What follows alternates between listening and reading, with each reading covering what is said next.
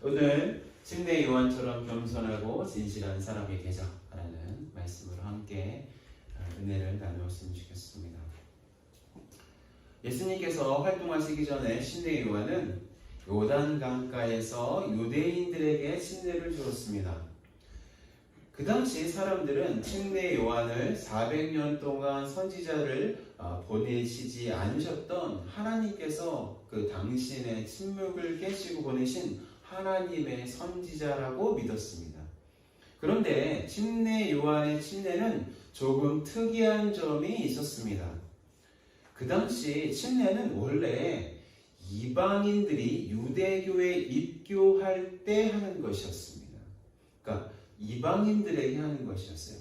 이방인들이 자신의 이방인의 삶을 버리고 이제 하나님을 믿는 유대인으로서 살기 위해서 이방인의 모든 것을 죽이는 행위로서 침례를 받았습니다. 그런데 침례 요한의 침례는 누구에게 행해졌습니까? 보니까 유대인들에게 행해졌습니다. 이렇게 침례 요한이 유대인들에게 침례를 행한 것은 하나님의 백성이 되는 것은 혈통적으로 유대인의 가정에 태어났기 때문에 되는 것이 아니라고 명확하게 밝힌 것입니다. 이것을 오늘 요한복음 1장 30절도 명확하게 말씀하고 있습니다. 함께 읽겠습니다. 시작. 이는 혈통으로나 육정으로나 사람의 뜻으로 나지 아니하고 오직 하나님께로부터 난 자들이니라.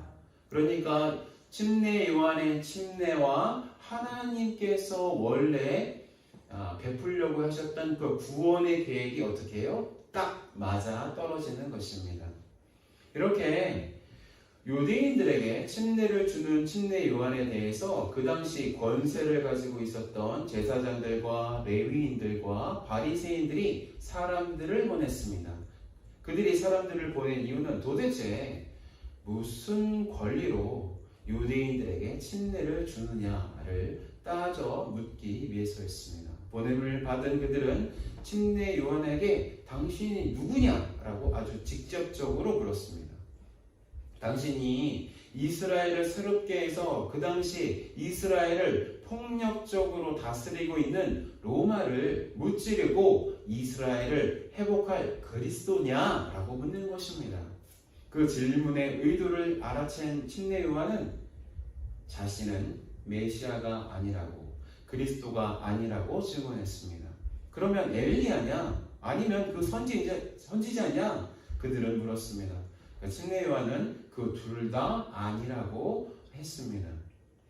그들이 침례 요한에게 엘리야라고 묻는 이유가 있습니다.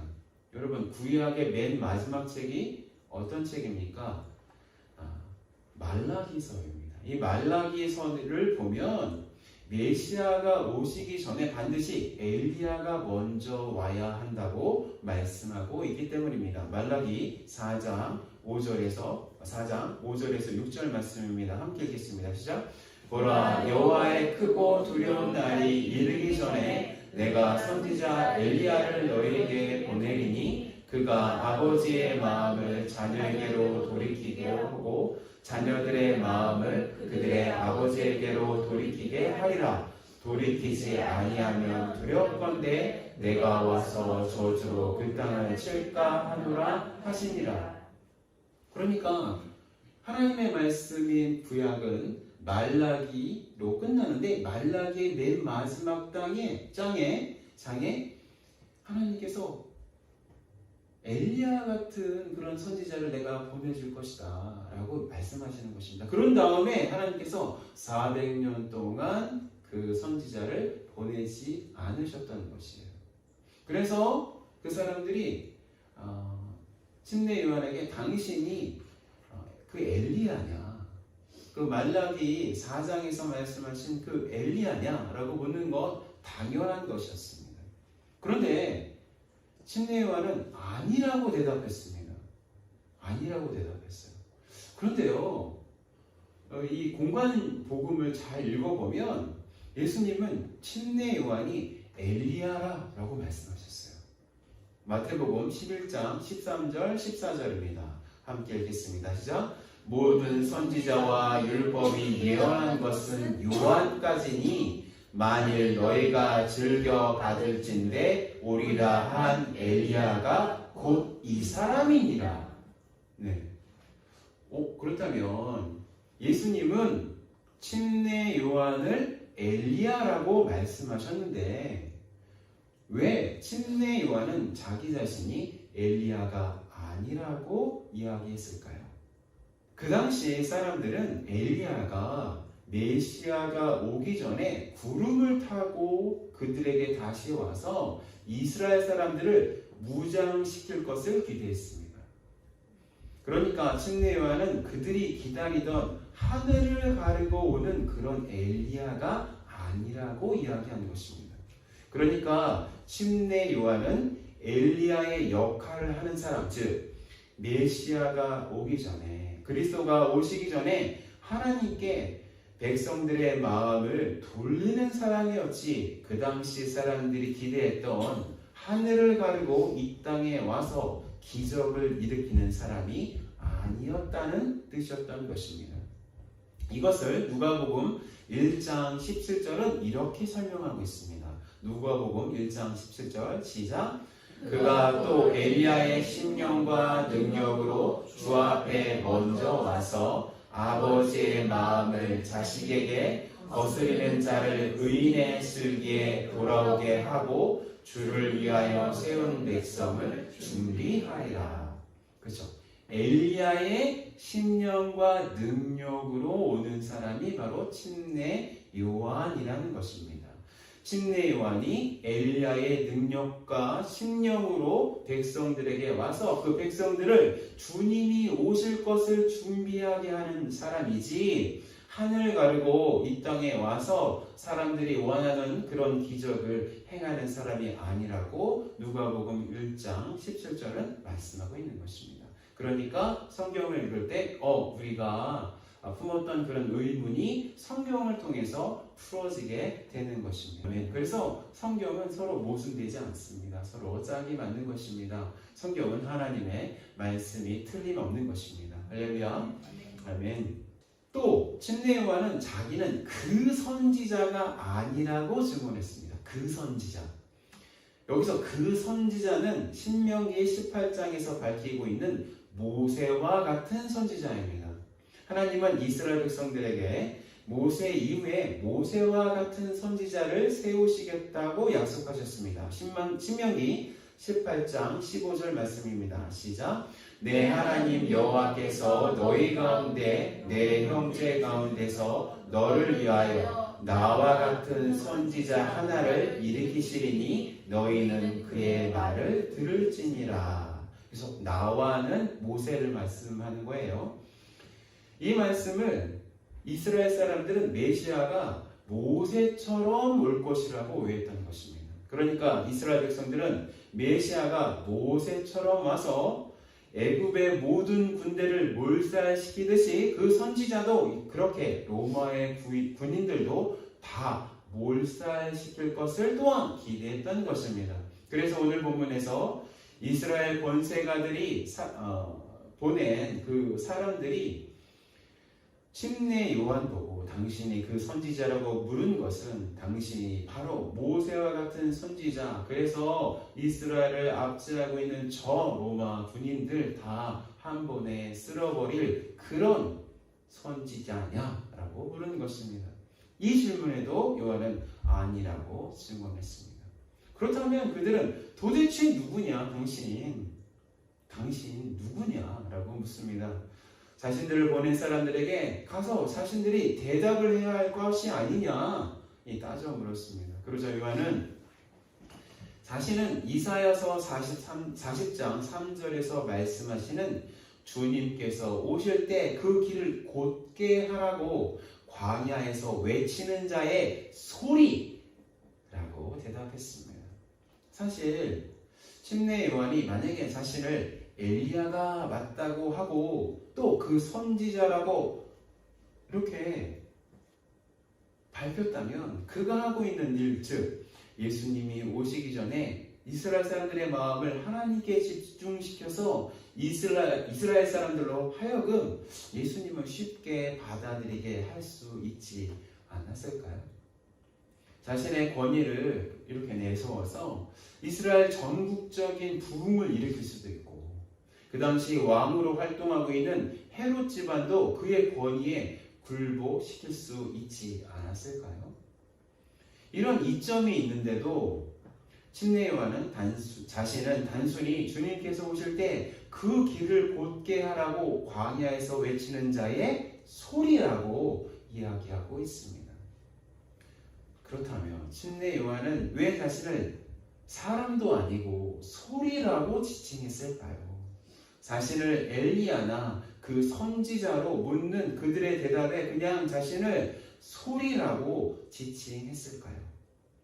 자신이 비록 구약에서 말씀하시는 엘리야의 직분을 수행하는 사람이 맞지만, 자신이 만약에 그 엘리야가 맞다고 한다면 이스라엘 사람들의 그 시선이 어디로 향하게 될까요? 그것은 바로 그 자신, 침례 요한에게 모든 이스라엘 사람들의 그 관심이 쏟아지게 될 것입니다. 이 얼마나 달콤한 제안입니까? 자신이 하고 있는 일이 구약에서 예언한 말씀의 성취인 것이 맞고, 또 자신의 직분이 구약에서 약속한 엘리야가 하는 일을 하는 것도 맞는데, 그것만 인정한다면 모든 시선이 침례 요한에게 쏟아질 텐데, 침례 요한도 그런 관심과 환호를 받는 것에 대한 그런 유혹이 없었을까요? 침례 요한은 그 유대인 지도자들이 보낸 사람들에게 자기가 바로 그 엘리야라고 대답함으로써 인정받으려는 그런 욕구가 없었을까요? 분명히 그에게도 이런 성향이 있었을 것입니다. 여러분, 소위 사막이나 깊은 산 속에서 수련하는 사람들을 수도사라고 부릅니다. 수도승, 수도사라고 부릅니다. 그들은 가진 것도 없고 일부러 자기들이 무엇을 소유하려고 하는 것을 끊어버린 것입니다. 그리고 그들이 먹는 음식도 변변하지 않습니다. 그리고 아주 멀리서 동떨어진 곳에서 수련하고 있습니다. 그런데 그렇게 수련하는 사람들이 가장 끊기 힘들어하는 것, 그것이 무엇인지 아십니까? 그것은 바로 명예에 대한 욕심입니다. 그 사람들은 자신이 수련하는 그 분야에서 제일로 앞선 사람이 되는 것을 열망하고 있습니다. 그리고 그렇게 세상 사람들에게 알려지는 것을 원하고 있는 것입니다. 제가 약간 비판적으로 하는 말씀일 수도 있습니다. 그렇지만 오해하지 않고 들어주시면 감사하겠습니다. 몇 년 전에 무소유라는 책으로 유명한 법정이라는 스님이 이 세상을 떠났습니다. 그는 살아있을 적에 쓴 책들로 정말로 많은 집중을 받았습니다. 그런데 그가 죽기 전에 유언으로 남긴 말이 굉장히 유명해졌습니다. 그것은 뭐냐면 더 이상 자신의 책들을 출판하지도 말고 팔지도 말라는 말이었습니다.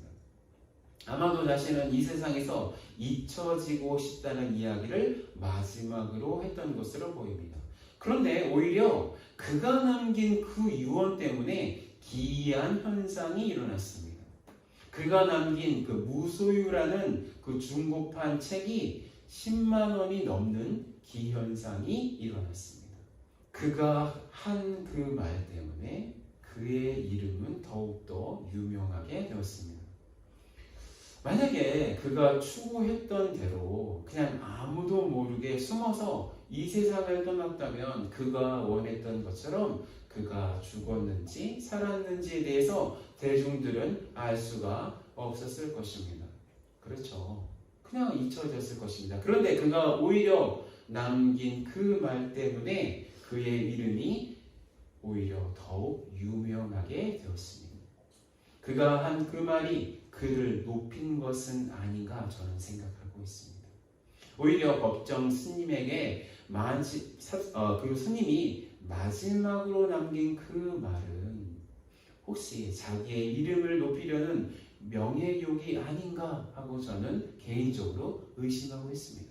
여러분들은 그렇게 의심하지 않으셔도 됩니다. 그런데 저는 그렇게 의심하고 있습니다.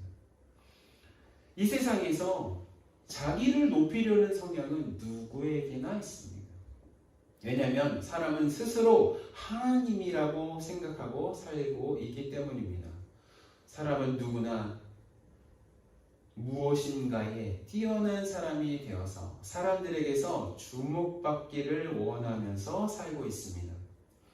물론 아주 유명한 사람이 되어서 많은 사람의 주목을 받는 것을 싫어하는 사람들도 있을 수가 있습니다.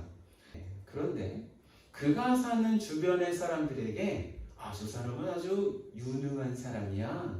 저 사람은 참 인격이 훌륭해. 저 사람은 참 뛰어난 사람이야. 그런 사람들의 그런 소소한 인정을 받는 것, 그것은요 누구나 원하고 있는 것입니다. 그런데 어느 사람에게나 다른 사람에게 인정을 받으려고 노력하는 사는 태도가 사실은 사람은 누구나 자기 자신이 하나님이 되어서 살고 있다라는 것을 증명하는 것입니다. 예수님은 이런 태도에 대해서 바리새인의 태도를 비판하시면서 이렇게 말씀하셨습니다. 마태복음 23장 5절에서 7절입니다.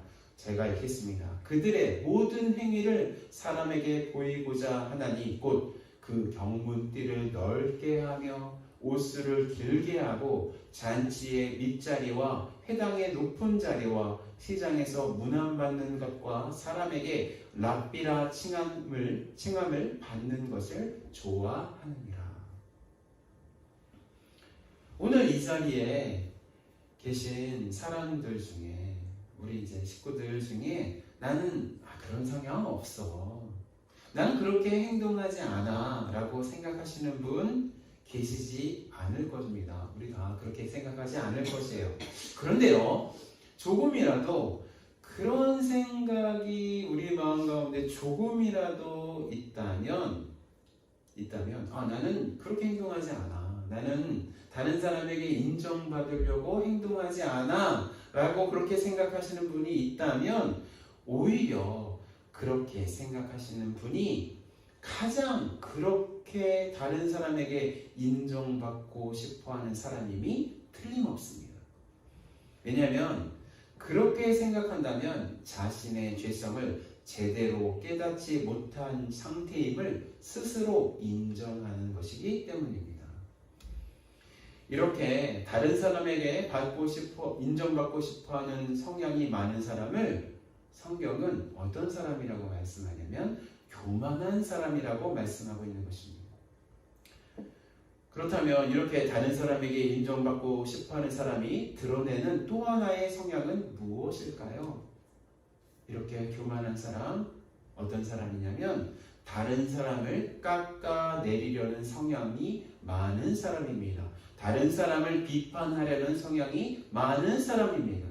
누가복음 5장 29절 30절입니다. 다 함께 읽겠습니다. 시작. 레위가 예수를 위하여 자기 집에서 큰 잔치를 하니 세리와 다른 사람이 많이 함께 앉아 있는지라. 바리새인과 그들의 서기관들이 그 제자들을 비방하여 이르되 우리가 어찌하여 세리와 죄인과 함께 먹고 마시느냐. 교만한 사람, 바리새인들이 다른 사람을 비난하고 깎아내리려고 하는 성향을 보이고 있는 것, 우리가 말씀을 통해서 확인할 수 있습니다. 왜 이렇게 다른 사람으로부터 인정을 받으려는 사람들은 다른 사람을 비판하기 좋아할까요? 자신이 다른 사람을 비판할 때 자기는 그 비판의 대상에서 자동적으로 제외시켜서 스스로 의롭게 보이기 때문입니다. 여러분, 정치가들이 이런 일을 잘합니다. 다른 사람의 약점을 들추어내서 비판하는 이유가 나는 그런 사람이 아니라는 것입니다. 또한 이렇게 다른 사람에게서 인정을 받으려고 노력하는 사람은 겉과 속이 다를 경우가 많이 있습니다. 예수님도 이렇게 다른 사람에게 인정을 받으려고 노력하는 사람의 겉과 속이 다르다고 말씀하셨습니다. 마태복음 5장 27절 28절 말씀입니다. 함께 읽겠습니다. 시작. 화 있을진저 외식하는 서기관들과 바리새인들이여 회칠한 무덤 같으니 겉으로는 아름답게 보이나 그 안에는 죽은 사람의 뼈와 그 모든 더러운 것이 가득하도다. 이와 같이 너희도 겉으로는 사람에게 옳게 보이되 안으로는 외식과 불법이 가득하도다. 여러분, 사람은 원래 죄인입니다. 죄인은 원래 죄를 짓습니다. 그래서 사람 안에는 좋은 것이 있을 리가 없습니다. 그런데 다른 사람에게 인정을 받으려고 자신 안에 없는 좋은 성품을 만들어서 내보이는 그 행동과 실제 그 사람의 그 속 사람이 같을 수가 있겠습니까? 그러니까 다른 사람에게서 인정받으려는 사람은 겉과 속이 다를 수밖에 없는 것입니다. 그렇다면 이렇게 다른 사람에게 인정을 받으려는 성향이 왜 그 경향이 왜 문제가 됩니까? 이렇게 다른 사람에게 인정을 받으려는 태도를 가지고 있다면, 즉 교만한 태도를 가지고 있다면 자동적으로 하나님의 심판의 대상이 되기 때문입니다. 하나님께서는 교만한 사람을 심판할 수밖에 없으십니다. 왜냐하면 이 교만한 사람은 하나님의 은혜를 거부하고 있기 때문입니다. 자기 자신이 하나님이 되었기 때문에 또 다른 하나님을 거부할 수밖에 없는 것입니다. 그래서 하나님의 은혜를 아무리 주려고 해도, 내리려고 해도 그 교만한 사람은 하나님의 은혜를 싫어하는 것입니다. 여러분, 교만한 사람의 첫 번째 특징이 하나님을 싫어하는 거예요. 하나님을 향해서 대적하는 적대적인 마음을 품을 수밖에 없는 것입니다. 그래서 하나님의 심판의 대상이 될 수밖에 없는 것입니다. 그래서 예수님도 이렇게 교만한 사람이 지옥의 판결을 피할 수 없다고 말씀하셨습니다. 마태복음 23장 33절 말씀입니다. 함께 읽겠습니다. 시작. 뱀들아 독사의 새끼들아 너희가 어떻게 지옥의 판결을 피하겠느냐? 이 말씀은 인정받기 좋아하는 바리새인들을 향해서 하나님이신 예수님께서 완전하게 선포하신 말씀인 것입니다. 그래서 우리는 왜 침례 요한이 말라기에서 말씀하신 엘리야가 맞는데도 자신은 그저 광야에서 외치는 자의 소리라고 자신을 낮추는 이유를 우리는 알 수가 있습니다. 그러니까 침례 요한도 자신도 그렇게 다른 사람의 인정을 받으려는 욕구로는 자신이 행해야 하는 임무, 즉 예수님께서 오시기 전에 백성의 마음을 준비시키는 그 일을 할 수 없기 때문에 그렇게 자신을 소리라고 낮춘 것입니다. 자기가 만약에 그렇게 엘리야라고 했다면 수많은 주목과 인정이 자신에게 떨어질 것을 하나님 앞에서 깨닫고 자신을 그저 소리라고 이야기한 것입니다. 그리고 침례 요한은 또 다른 질문을 받았습니다. 그렇다면 그리스도도 아니고 엘리야도 아니고 그 선지자도 아닌데 침례를 베푸느냐라는 질문입니다. 침례 요한은 다시 한번 자신이 누구라는 것을 말하기보다는 자신의 역할이 무엇인지 정확히 밝히는 것으로 그 대답을 대신했습니다. 그것은 정말 참 그리스도가 너희 가운데 계시다는 것입니다. 지금 그리스도께서 이 땅 가운데 지금 오셨다는 것입니다. 그 그리스도를 예비하기 위해서 자기는 지금 유대인들에게 침례를 주고 있다는 것입니다. 그리고 자신은 그분의 신발끈을 풀기도 감당하지 못하는 존재라고 고백했습니다. 여러분, 누가 신발끈을 푸는 사람일까요? 그 일은 원래 집안에서 바깥에서 돌아온 주인의 발을 씻기는 종이 하는 일이었습니다. 그리고 주인의 발을 씻기는 종은 그 집안에서 가장 비천한 종이 하는 일이었습니다.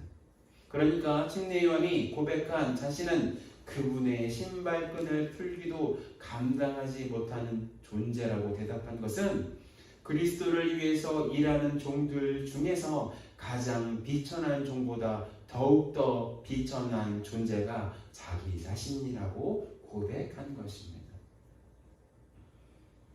그런데요, 침례 요한이 이렇게 고백했다는 말씀을 우리는 보고 있는데, 이렇게 자신을 주님의 신발끈을 풀 수도 없는 자라고 고백하는 것에 대해서 몇 가지 점검을 해야 합니다.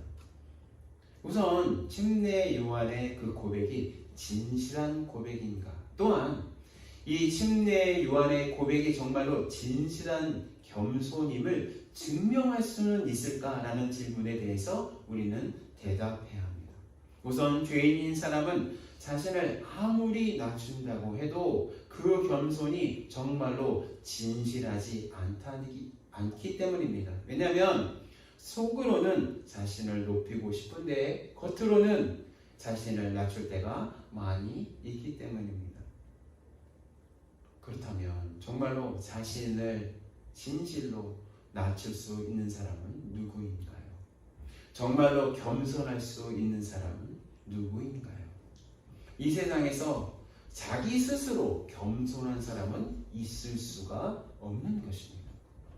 이 세상에서 자신의 고백이 진실한 사람은 있을 수가 없는 것입니다. 왜냐하면 이 세상 사람들의 말은 죄인의 말이기 때문입니다. 그렇다면 침례 요한의 고백이 우리의 고백이 되어야 하는데, 이렇게 겸손한 고백이 정말로 참된 겸손이 되기 위해서는 어떻게 해야 하느냐라는 질문을 할 수밖에 없는 것입니다. 오직 하나님 앞에 서 있는 사람만이 진실한 고백을 할 수 있다는 것입니다. 오직 성령 하나님의 충만함을 입은 사람만이 겸손할 수 있다는 것입니다.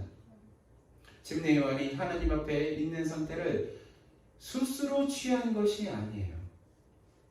오직 성령 하나님의 은혜가 그에게 쏟아지고 있었기 때문에 침례 요한은 그 중요한 순간에 하나님 앞에서 겸손할 수 있었고 진실한 고백을 사람들에게 할 수 있었던 것입니다. 그래서 본문을 통해서 적용하고 싶은 첫 번째 것은 예수님을 믿고 성령 충만함을 추구하여 진실되고 겸손한 사람이 되자는 것입니다. 함께 2대절 읽겠습니다. 시작. 예수님을 믿고 성령의 충만함을 추구하여 진실되고 겸손한 사람이 되자. 여러분, 진실한 사람이 되고 싶으신가요? 정말로 겸손한 사람이 되고 싶으신가요? 여러분, 우리의 노력으로 안 된다는 것입니다. 우리의 도덕적인 힘으로 겸손할 수 없다는 것입니다.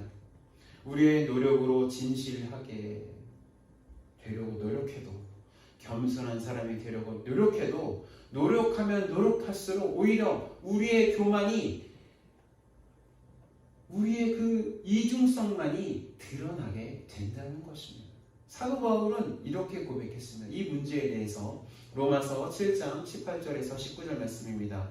함께 읽겠습니다. 시작. 내 속에 곧 내 육신에 선한 것이 거하지 아니하는 줄을 아노니 원함은 내게 있으나 선을 행하는 것은 없노라. 내가 원하는 바 선은 행하지 아니하고 도리어 원하지 아니하는 바 악을 행하는도다.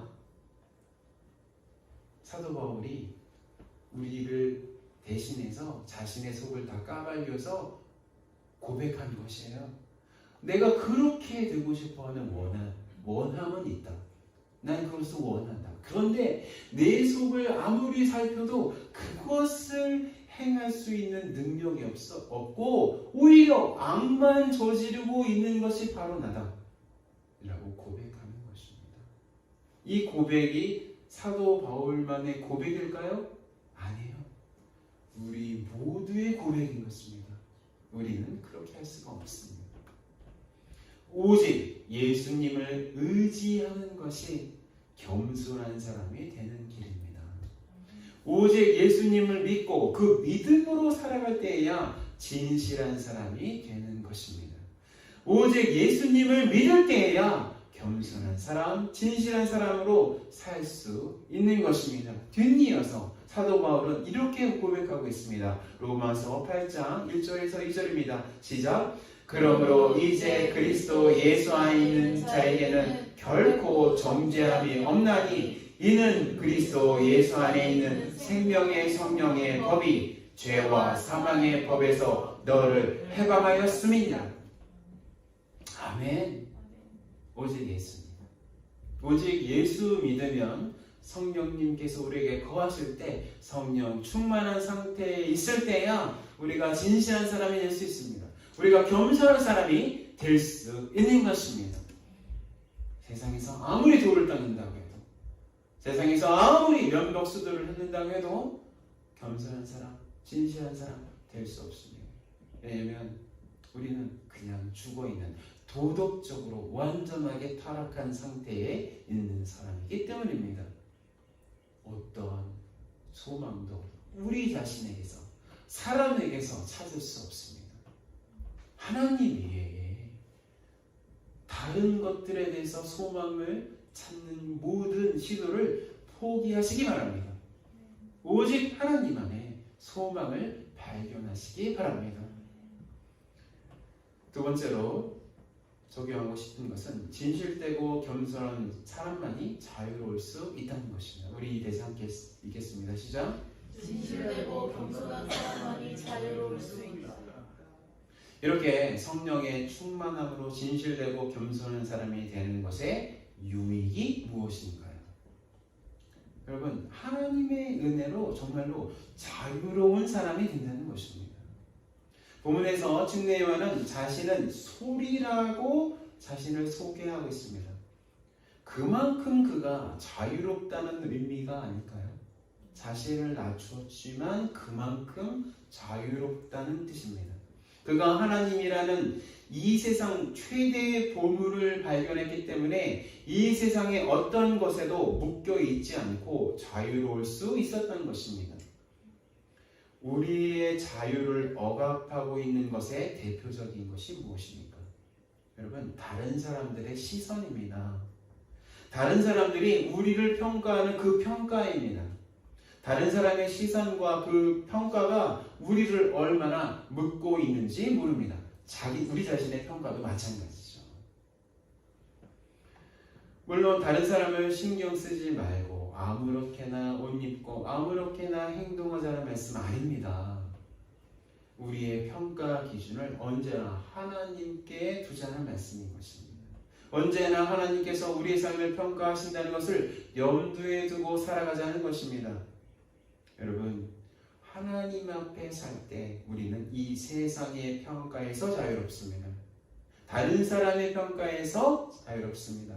나 자신의 평가에서도 자유롭습니다.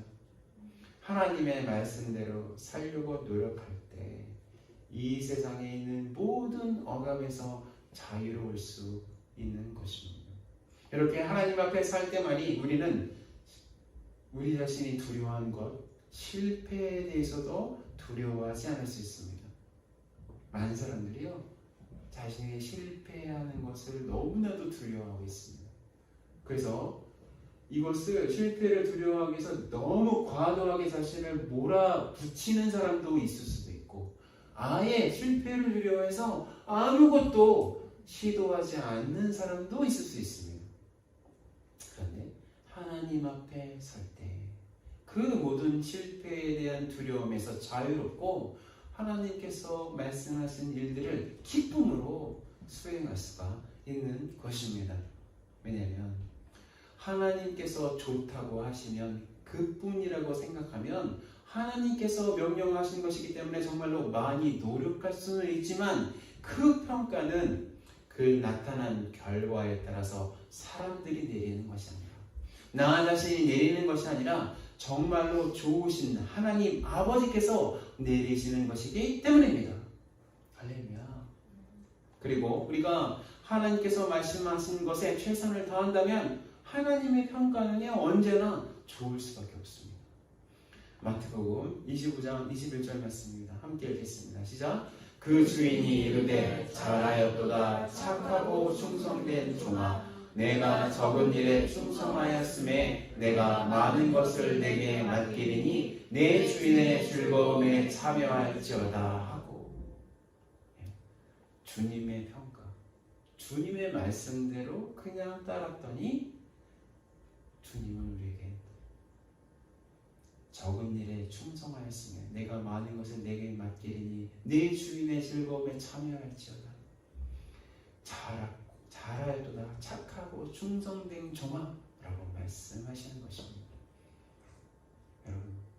여러분의 삶에 대해서 여러분들이 평가를 내리려고 할 때 그 평가를 멈추시기 바랍니다.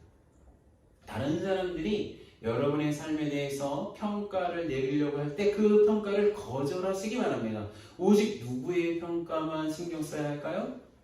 예수님의 평가, 하나님의 평가, 성령 하나님의 평가, 삼위일체 되신 하나님의 평가만이 우리에게 유의미하는 것입니다. 그럴 때야 여러분 우리는 자유로울 수 있습니다. 세상의 책인데요. 세상의 그 심리학책 중에서 미움받을 용기라는 책이 있어요. 미움받을 용기라는 책이 있는데 철학 심리학자 아들러의 어떤 이론을 이렇게 쉬운 말로 정리한 책인데요. 이 책이 성경과 많이 닮아 있어요.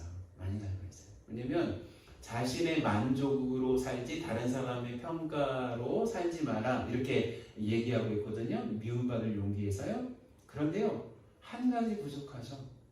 자기 자신이 내리는 평가도 의미 없는 것이에요. 무의미한 것입니다. 누구의 평가만이 의미합니까? 하나님의 평가. 하나님의 평가로 우리 삶을 살자고요. 아멘. 우리 교회도 마찬가지입니다. 우리 작은 교회입니다. 그런데 하나님께서 이 작은 교회를 보시고 잘했다. 착하고 충성된 나의 교회야 라고 말씀하시면 그뿐이에요. 그 교회에 성도들이 지금 몰려간대. 그 교회에 참 교육이 잘 됐대. 사람들의 평가 있을 수 있습니다. 그 평가 하나님의 평가와 맞을 수도 있어요. 같을 수도 있어요. 그런데 그런 것에 너무 신경 쓰다 보면 하나님께서 내리시는 그 놀라운 은혜의 그 평가에 여러분 우리의 초점을 맞추지 못할 때가 있는 것입니다. 아멘. 그래서 저도 여러분들을 저의 시선으로 평가하지 않습니다. 여러분도 저를 여러분의 시선으로 평가하지 않으시리라 믿습니다. 아멘. 침례 요한은 자신이 누구냐고 믿는 그들에게 하나님 앞에서 자신을 낮출 수가 있었습니다. 그것은 침례 요한이 하나님 앞에서 늘 있었기 때문이고 성령 하나님의 충만함을 받고 있었기 때문이었습니다. 그가 겸손하고 진실할 수 있었다는 것은 그가 하나님 앞에 있었고 성령 충만 가운데 있었다는 것을 우리는 명심했으면 좋겠습니다. 그리고 그렇게 예수님을 믿고 성령 충만함을 받고 겸손한 삶과 진실한 삶을 살 때 진정한 자유가 온다는 것을 깨달았으면 합니다. 왜냐하면 예수님을 믿는다는 것은 이 세상은 한시적인 것이고 정말로 잠깐이고 진짜가 우리에게 다시 찾아온다는 것을 깨닫는 삶이기 때문입니다.